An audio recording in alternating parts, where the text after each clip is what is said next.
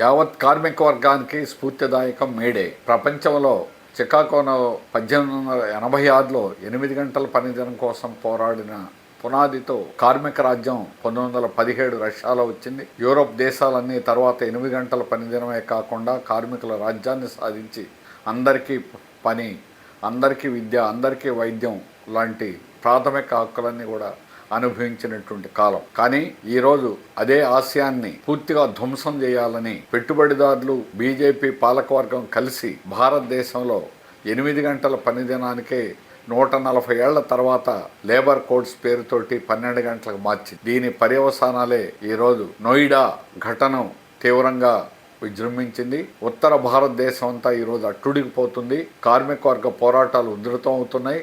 12 గంటల పనిని ఆపేదాకా మా పోరాటం ఆపమని కార్మిక వర్గం పోరాడుతూ ఉంది.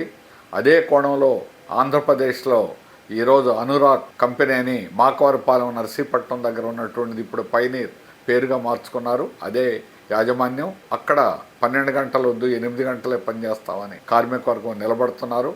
అట్లాగే అల్ట్రాటెక్ సిమెంట్లో కూడా నంద్యాల జిల్లాలో కూడా ఇదే పోరాటం జరిగింది. ఎక్కడ 12 గంటల పని విధానాన్ని అమలు చేస్తే అక్కడ తిరుగుబాట్లు అనేది తథ్యం, తిరుగుబాట్లు వస్తాయి అనేటువంటిది రుజువు అవుతుంది. అందువల్ల యావత్ కార్మిక వర్గం మన అంతిమ ఆశయం, లక్ష్యం సోషలిజం. ఈ మేడే సందర్భంగా యావత్ కార్మిక వర్గంలో విస్తృతంగా ప్రచారం చేయాలి.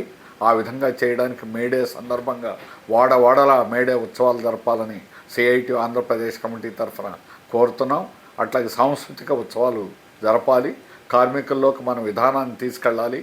మన హక్కుల్ని కాలరాయడమే కాకుండా కార్మిక వర్గం యొక్క ఆత్మ గౌరవాన్ని కూడా ఆంధ్రప్రదేశ్ తెలుగుదేశం ప్రభుత్వం కించపరుస్తూ ఉంది. కార్మిక వర్గం కాదు, కార్పొరేట్లు గొప్పని చెబుతూ ఉన్నారు. పెట్టుబడులే ఈరోజు రాష్ట్రానికి మూలం అని చెబుతున్నారు. ఇది పచ్చబద్ధం.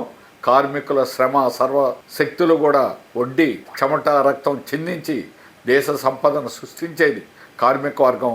ఆ కార్మిక వర్గాన్ని నిర్లక్ష్యం చేస్తే ప్రభుత్వం అయినా పతనం అవుతుంది. ఆంధ్ర రాష్ట్రంలో కార్మికుల జీతాలు పెంచమంటున్నారు. ఆంధ్ర రాష్ట్రంలో కార్మికులు అణుస్తామంటున్నారు. ఆంధ్ర రాష్ట్రంలో పర్మనెంట్ చేయకుండా అన్ని టెంపరీ ఉద్యోగాలతోటే అవుట్సోర్స్ పేరుతోటి కార్మిక వర్గాన్ని పర్మనెంట్ కాకుండా చేస్తున్నారు. పెన్షన్ లేకుండా చేస్తున్నారు. అందువల్ల కార్మిక వర్గం మీద ఇప్పుడు జరిగే దాడి ఎన్నడూ లేదు. అటువంటి తీవ్రమైన దాడిని ఎదుర్కోవడానికి యావత్ కార్మిక వర్గం మేడే స్ఫూర్తిగా కార్మిక వర్గాన్ని యావత్తును కూడా కదిలించి రాబోయే పోరాటాలకి నాంది పలకాలని, పోరాటాలను ఉధృతం చేయాలని ఆంధ్రప్రదేశ్ కార్మిక వర్గానికి సిఐటి ఆంధ్రప్రదేశ్ కమిటీ పిలిపిస్తున్నారు.